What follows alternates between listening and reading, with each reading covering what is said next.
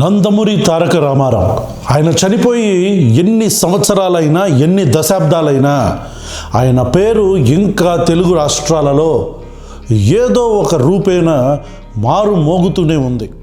కొంతమంది ఆయన్ని దేవుడిగా కొలిస్తే ఇంకొంతమంది ఆయనలో లోపాలు వెతుకుతారు. కొంతమందికి ఆయన నిఖార్సైన ఒక తెలుగు తేజం అయితే ఇంకొంతమందికి ఆయన ఎక్కువగా తిండి తినే వ్యక్తి. ఇట్లాంటి చిల్లర ఆలోచనలతో నడుస్తున్న ఈ సమాజంలో ఈరోజు ఒక మ్యాటర్ ఆఫ్ డిస్కషన్గా ఒక సబ్జెక్ట్ నడుస్తుంది. That is the statue for Nandamuri Taraka Ramarao గారు.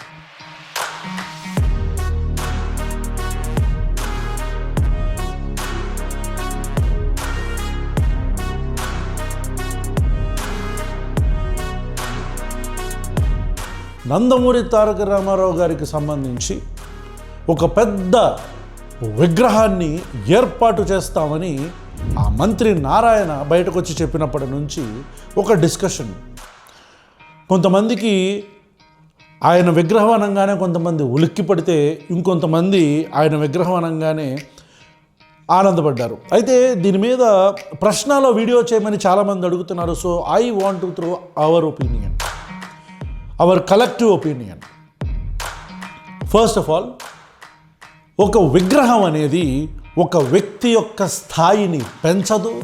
ఒక విగ్రహం అనేది ఒక వ్యక్తి యొక్క స్థాయిని తగ్గించదు. అంటే అది కట్టినంత మాత్రాన ఆ వ్యక్తి గొప్పోడైపోడు, కట్టనంత మాత్రాన అతనికున్న గొప్పదనం తగ్గిపోదు. రైట్. ఇప్పుడు నందమూరి తారక రామారావు గారి విగ్రహాన్ని కట్టడం కొంతమందికి మంచిగా కనిపిస్తుంది. ఫస్ట్ ఆఫ్ ఆల్, వీళ్ళ వర్షన్ ఏంటో చూద్దాం. ఎవరెవరైతే నందమూరి తారక రామారావు గారి విగ్రహాన్ని కట్టడం మంచిది అని ఫీల్ అవుతున్నారో వాళ్ళందరూ ఈ విగ్రహాన్ని ఒక కల్చరల్ అండ్ ఎమోషనల్ సింబల్గా చూస్తున్నారు. బికాజ్ ఇప్పుడు మీరు అంబేద్కర్ గారి విగ్రహం చూడండి, బెజవాడ పీడబ్ల్యూడీ గ్రౌండ్స్లో. అది ఒక ఎమోషనల్ సింబల్. దళిత బడుగు బలహీన వర్గాలందరికీ కూడా అంబేద్కర్ గారు ఒక స్టాల్వర్డ్. వాళ్ళొక్కరికైనా ఈ భారతదేశంలోనే ఉన్న ప్రతి ఒక్క వ్యక్తికి అంబేద్కర్ గారు ఒక స్టాల్వర్డ్. ఈ ప్రపంచంలో ఉన్న వాళ్ళందరికీ కూడా డాక్టర్ బాబాసాహెబ్ అంబేద్కర్ ఒక భావ విప్లవం. అర్థం చేసుకోండి ఆ పదాన్ని గట్టిగా, సరిగ్గా.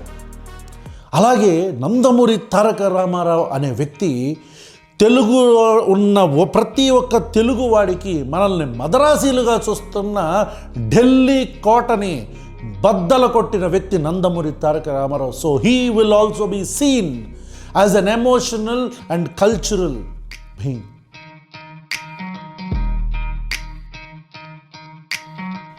సో అదొక ఎమోషనల్ అండ్ కల్చరల్ సింబల్గా ప్రతి ఒక్క తెలుగువాడు చూస్తున్నాడు. ఎవరైతే ఆ విగ్రహాన్ని సపోర్ట్ చేస్తున్నారో వాళ్ళు.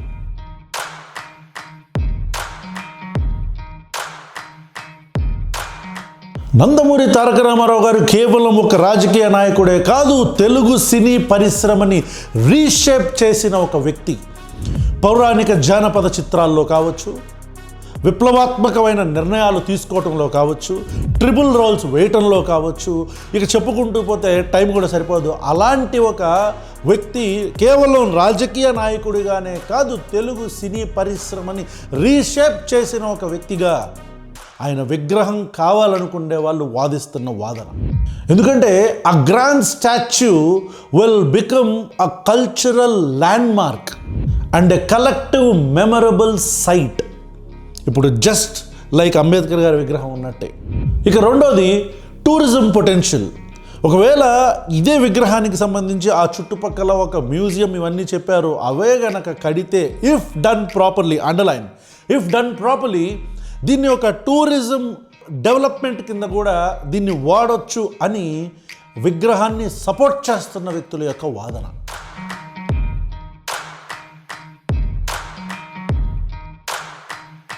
ఇప్పుడు మీరు స్టాచ్యూ ఆఫ్ యూనిటీ చూడండి. స్టాచ్యూ ఆఫ్ యూనిటీ కూడా దాని చుట్టూరు ఒక మ్యూజియము, తద్వారా ఆ మ్యూజియం కావచ్చు, ఆ చుట్టుపక్కల కొన్ని లైబ్రరీస్ ఇవన్నీ పెట్టి దానికి రిక్రూట్మెంట్ చేసి ఆ మ్యూజియం కావచ్చు, ఇన్ఫ్రాస్ట్రక్చర్ ఇవన్నీ బిల్డ్ చేసి తద్వారా జాబ్స్ పెట్టి ఇట్లా ఒక చిన్న సైజ్ టూరిజంకి అది ఉపయోగపడుతుంది అనేది వీళ్ళ భావన. And finally political legacy acknowledgement. For his supporters it's a statement that his contribution to Telugu identity is unmatched. ఇక రెండో వర్షన్, ఇప్పుడు మనం ఎవరైతే కడితే మంచిది అంటున్నారో వాళ్ళ వర్షన్ విన్నాం. ఇప్పుడు కట్టడం వద్దు ఈ విగ్రహాన్ని అనే వాళ్ళ వర్షన్ ఒకసారి వింటే వాళ్ళ వాదనలు ఏంటి?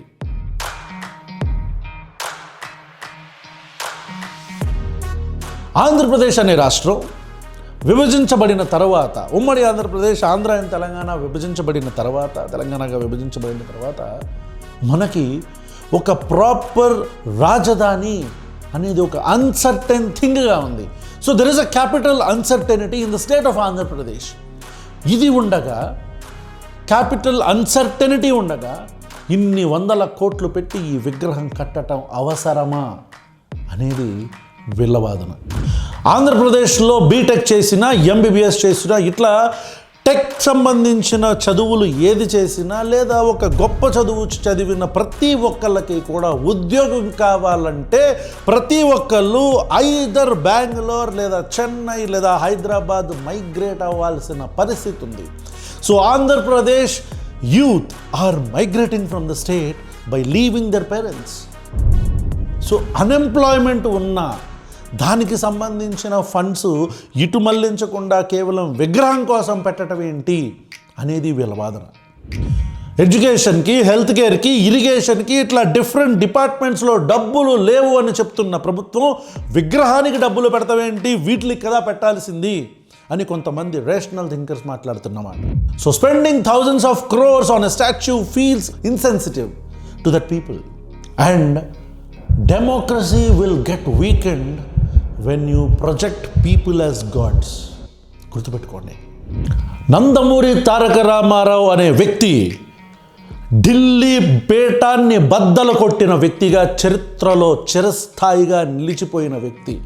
నందమూరి తారక రామారావు అనే వ్యక్తి యొక్క ఎదుగుదల, ఆయన రైజ్ అయిన విధానం స్టాల్వర్డ్స్ లాంటి ఇందిరాగాంధీని ఢీ కొట్టడంతోనే మొదలైంది. ఢిల్లీ పీఠాన్ని బద్దల కొట్టడంతోనే మొదలైంది. ఎలీట్ పర్సనాలిటీస్ని బద్దల కొట్టడంతో మొదలైంది నందమూరి తారక రామారావు గారి చరిత్ర. అంతేగాని ఆయన ఏదో మాన్యుమెంట్స్ బిల్డ్ చేసి తన యొక్క స్టేచర్ని పెంపొందించుకోలేదు. ఎకనామిక్ ఆప్టిక్స్ పరంగా చూసుకుంటే no matter whatever you want to do, no matter whatever you want to build, either it is a monument or a statue, whatever it is. ఒకవేళ మీరు మాన్యుమెంట్స్కి, విగ్రహాలకి ఈ డబ్బుల్ని పంపిస్తే, డబ్బులు పెడితే, మరి స్కూల్స్కి, హాస్పిటల్స్కి, వీటికి ఎందుకని మీరు డబ్బులు పెట్టలేకపోతున్నారు అనేది మొదటి ప్రశ్నగా ఉత్పన్నమవుతుంది. ఇక రైతులకి గిట్టుబాటు ధర కూడా ఎందుకు ఈలేకపోతున్నాం అనేది అతిపెద్ద ప్రశ్నగా నిలవబోతుంది. సో ఫైనల్గా తెలుగుదేశం పార్టీ ఒకవేళ ఈ స్టాచ్యూ కడితే ఇది ప్రజలకి సంబంధించిన ఒక ఆస్తి కాకుండా పార్టీకి సంబంధించిన ఒక అడ్వర్టైజ్మెంట్గా కనిపించే అవకాశాలు ఉన్నాయి.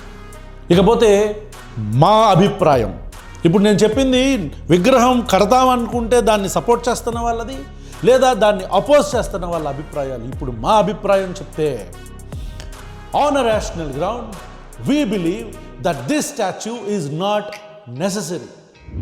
ఎందుకంటే నందమూరి తారక రామారావు గారిని మీరు గౌరవించండి, కానీ ఈ విధంగా కాదు. ఆయన యొక్క ఐడియాలజీస్ని ప్రజలకు చెప్పండి, ఈ విధంగా కాదు. మీరు నందమూరి తారక రామారావు గారిని గౌరవించాలనుకుంటే ఇన్ ఫస్ట్ ప్లేస్ మీరు ఆయన యొక్క సిద్ధాంతాలేంటి అని మాట్లాడాలి, మాట్లాడేలా చెయ్యాలి. ఆయన సిద్ధాంతం ఏంటి? ఫెడరల్ స్ఫూర్తే ఆయన సిద్ధాంతం. అరే, రాష్ట్రాలు చెప్పినట్టు కేంద్ర ప్రభుత్వం వినాలి. ఎందుకంటే రాష్ట్రంలో ఉన్న ప్రజలు మనల్ని ఎన్నుకుంటే వాడెవడు ఢిల్లీ నుంచి మనల్ని అజమాయిషీ చేయటానికి?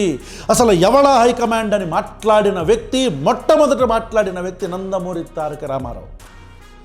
సో ఫెడరల్ స్ఫూర్తి గురించి, ఆయన యొక్క సిద్ధాంతాల గురించి టెక్స్ట్ బుక్స్లో పెట్టండి. నందమూరి తారక రామారావు గారి గురించి ఒక పాఠ్యాంశమే చరిత్రలో నిలబడిపోయేటట్టు పాఠ్యాంశ పుస్తకాల్లో పెట్టండి. నందమూరి తారక రామారావు ఫెడరల్ సిస్టమ్ని ఎట్లా డెవలప్ చేద్దామని చూశాడో పుస్తకాల్లో పెట్టండి.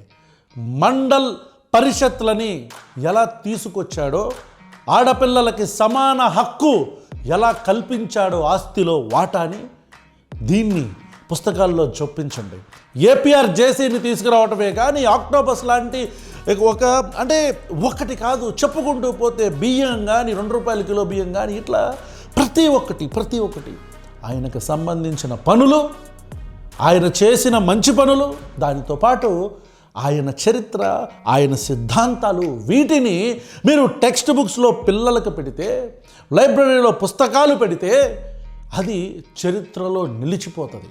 అంతేగాని విగ్రహాలు పెట్టి బుక్కాపకిరి నా కొడుకులందరితో కూడా ఆయన్ని తిట్టించటానికో, లేదా మీ పార్టీ ఎదుగుదలకో దాన్ని వాడుకుందాం అనుకుంటే అది మీ పిచ్చి పొరపాటు అవుతుంది. That is not the way how you honour an NTR. Nandamuri Taraka Ramarao గారి పేరు మీద మ్యూజియం కట్టించండి, పథకాలకి కొన్ని పేర్లు పెట్టండి. Preserve his ideology, not his image. ఈరోజు డాక్టర్ బాబాసాహెబ్ అంబేద్కర్ ఒక భావ విప్లవం అని చెప్తున్నామంటే, ఆయన పుస్తకాలు ఈరోజు మనం చదువుతున్నామంటే, ఆయన రాసిన మాటలు మనం మాట్లాడుకుంటున్నామంటే కారణం విగ్రహాలు కాదు, ఆయన రాసిన మాట్లాడిన మాటలు, ఆయన గురించి చరిత్రలో గత నాయకులు ప్రవేశపెట్టిన పుస్తకాలు. నందమూరి తారక రామారావు అనే వ్యక్తిని మీరు గౌరవించటం అనేది మంచిదే, కానీ ఎక్స్ట్రావెగెంట్గా ఒక డిప్రెస్డ్ స్టేట్లో ఉన్న ఆంధ్రప్రదేశ్లో ఈ ఎక్స్ట్రావెగెన్సా అన్నెసెసరీ అని మా అభిప్రాయం. Thank you so much.